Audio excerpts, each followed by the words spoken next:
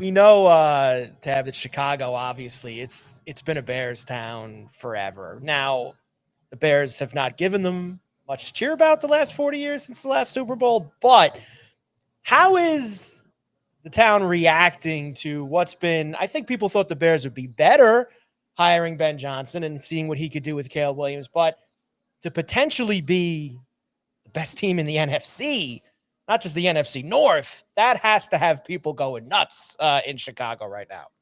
Oh, the vibes are through the roof in this town, and it's because I'm surprised you have your shirt on, Ted. To be honest with you. I thought about it, but this is a family program, and I'm not sure that y'all were ready for me to go full Ewok. I'm not nearly as follically deficient as Ben Johnson when the tarp comes off.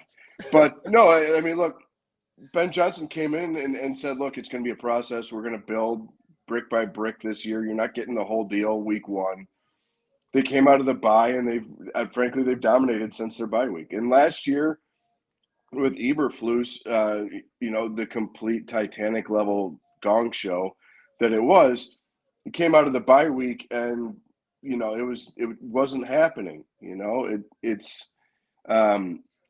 was embarrassing, frankly, watching some of the mistakes that the coaching staff was making and some of the things that they were trying to do on the field.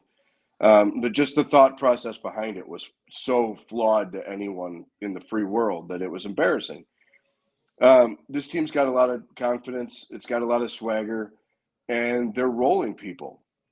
And a lot of people will say, well, they haven't beaten anybody. Well, they kind of beat the pants off of the Dallas Cowboys. And they're alleged, if you watch ESPN, you'll get 45 minutes of that before 45 minutes of LeBron. But they'll tell you that Dallas is, a scary team or somebody that you should not want to see in the playoffs. Well, for all of what Dallas does well, if they're playing outdoors in Seattle or Chicago in the middle of January, I don't know if CeeDee Lamb and George Pickens are the same guys. Nope. This Bears team, I think, knows that everyone thinks that they're not as good as they are. And they believe that they're better than their record indicates, and that they gave a couple away, and that they owe Detroit one for week 2, and they got Green Bay this week, and that'll really be it, right? You went into Philly and you beat the pants off of the defending champs. That's fine. It don't mean a dang thing if you come out and lose to the Green Bay Packers, and they've got them twice in 3 weeks. Yep. Great scheduling. Like you get 1 week off in between. I think it's Cleveland. Yeah. So that's like Alabama scheduling Little Sisters of the Poor between Ole Miss and Auburn. Like, what are we doing? Yeah. But no, I think this Bears team is a lot of fun.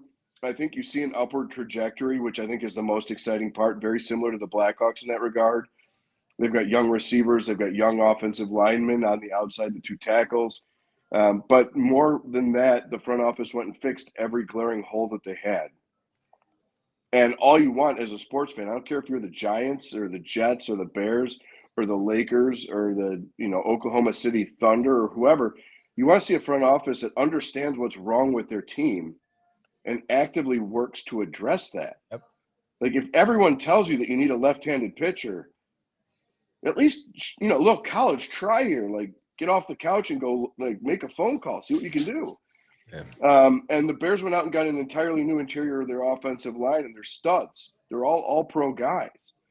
And they spent money on defense because they're not spending it on offense yet, because most of their skill position guys, except for DeAndre Swift, are still on rookie deals.